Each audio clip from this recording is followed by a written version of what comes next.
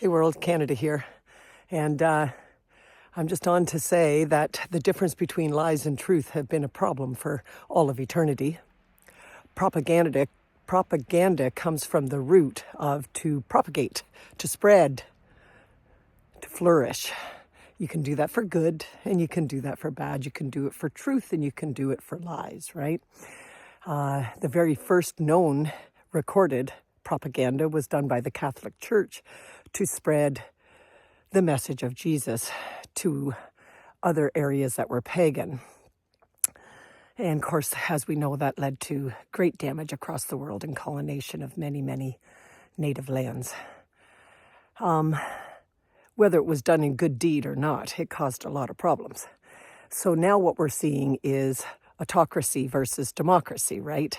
And here's the thing with autocracy. Autocracy needs to divide us. That's what it needs, number one, is to cause a dichotomy, false or true, between you and me. The people need to be divided. That's number one. And number two, they need a scapegoat. They need someone or something to blame all the problems on so that they then can fix it for us. And therefore they get an allegiance that eventually turns into a non-thinking, emotionally heightened mind that makes decisions based on fear. That's what autocracy is. And more, as you buy into that and you feed into that machine, then more and more we get to the point of feeling that personhood, one person who runs the government, who does executive orders, who is lawless, and who goes beyond all norms that we have in place to protect us, gets eroded away. And the scapegoats are immigrants, many with green cards. One's a soccer player that gets sent not back to Venezuela, but to another country, into a place where there are 70 men in one room, with apparently not much food and water. Now, if you don't think that that can't be your husband, your brother, your nephew, a white male, we have another thing coming. When we put all the power into one spot, where now propaganda can be set out with the click of a button. If you've noticed, the current administration is always on the offense, always blaming and always pointing the finger, or pointing a golf club, but you can think about all that. What I'm here to say is no matter what support you are giving to what side of what topic, let us remember this. There is a nobility inside of you.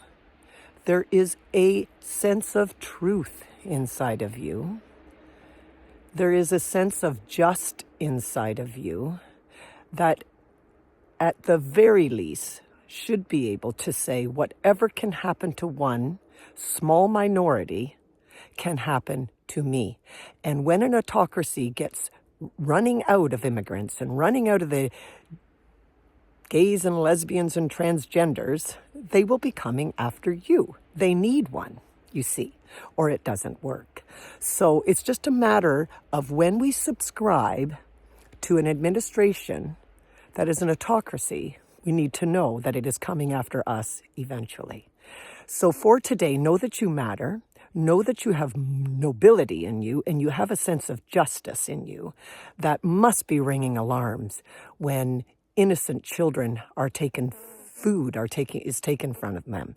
When Medicare isn't really cut, because that wouldn't look great politically, but, $80 billion is taken away from the department, and $80 billion of it is primarily spent on Medicare. When families cannot no longer send their children to daycare so that all the women need to stay in the house, and then we can get that powerful sect taken care of.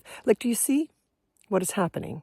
And I'm sad to be the person who seems to come on and want to chirp about it all the time, but it has to be spoken about. And we have to sit down by ourselves in some sense of stillness and say, does this lying and cheating and going around the justice system with no other leaders speaking up, it is got to come from us, the people. You can see no other leaders are speaking up. They are gagged, right? They are scared. They are afraid. But when an autocracy runs out of scapegoats, they come after other countries, you see. And right now, if you are not able to say the Gulf of America, and you feel that that is not right to do so, you are no longer allowed in the White House to do press. Pretty soon it will be, as soon as you don't call them the 51st state, you won't be allowed in the Oval House for a press. They have to go outside their borders to look for followers.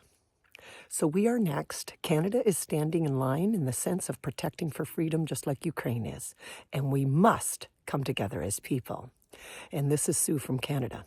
And I am speaking to you to say, in whatever way that we can, each day going forward, try to sit with your nobility and your soul and listen to it and say, okay, when there's a big mouth spewing lies, hurting people left, right, and center, and doing it as though he is the savior of another group, pretty soon I'm going to be in the wrong group, right?